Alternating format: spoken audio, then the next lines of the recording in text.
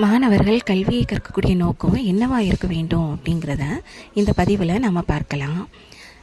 இதை நான் நவநிதிகளுக்கெல்லாம் தலைவனான குபேரனோட கதையை வச்சு தான் சொல்ல போகிறேன். குபேரன் இந்த நிலையை எப்படி அடைஞ்சாரு அப்படிங்கிறத பார்க்கலாம். குபேரனும் ஒரு முறை துருவனை போலவே தவம் செஞ்சாங்க. பிரம்மா அவங்களுக்கு முன்னாடி தோன்றினாங்க. நமக்கு கடவுள் காட்சி தந்தால் நாம் என்ன கேட்போம்? நிறைய பணம் கொடு, வீடு கொடு அப்படி தானே கேட்போம்.